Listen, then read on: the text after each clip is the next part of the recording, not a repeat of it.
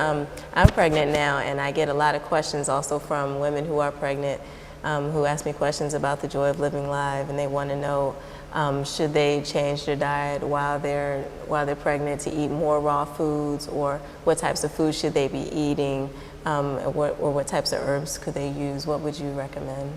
They should eat as healthy as they can, and that may require change in the diet, that's for sure. So you want to eat colorful foods. You don't want to just stick with brown and white, like white potatoes, white rice. You want a variety of red food, which can be beets, which can be red rice, red foods, purple foods, blueberries, eggplants. A variety of colors will give you a variety of different nutrient ranges. And when you cook the food, of course, you're destroying the enzymes. And if you destroy the food and you eat it, it destroys you. If you denature the food and eat it, it denatures you. Exactly. So you got to look at the food as being a part of you and not something you're trying to take and destroy and make a slave in communion. So I would suggest that sort of thing. Switching the diet, getting away from things that cause a lot of pus and mucus, which clogs up the system, cheese and salt and refined sugars, which clogs up the system because it pulls the moisture out of the blood and makes the viscosity, the thinness and thickness of the amniotic fluid is too thick. And we have to understand that the amniotic fluid has little particles in it called melanin. And therefore the baby can actually see happiness because these particles light up. So the baby can see happiness. Not clear like you can see us, but they see like what you would call an aura. Exactly.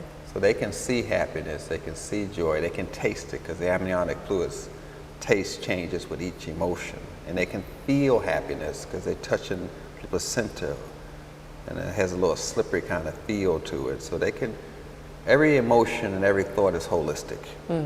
They start developing anger and happiness and joy and crying and laughing in the mother's womb. So having a healthy diet helps the child develop the right building blocks of an emotion. So all the anger won't be negative anger, be angry, I should do something today to clean up my room.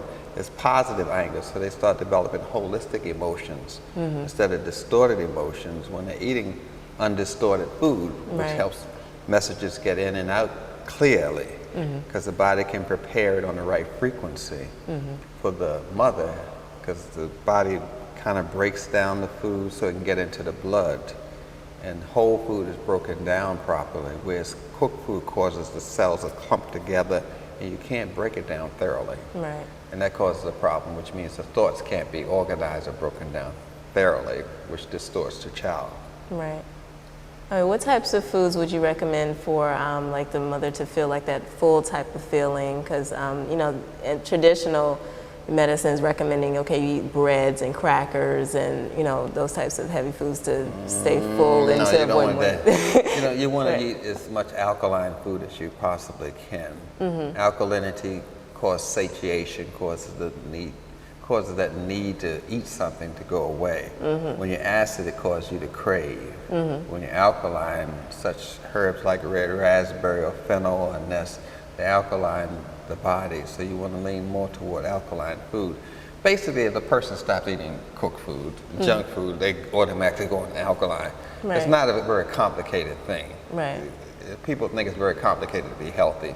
You stop eating acid-forming food, which is processed food, white sugar, cooked food, you automatically swing in toward alkalinity by default. And that's what I wouldn't suggest they just read books and all. They just start getting closer to nature, eating nature the way nature is, and not having to decorate food or do stupid things like frying it, things like that.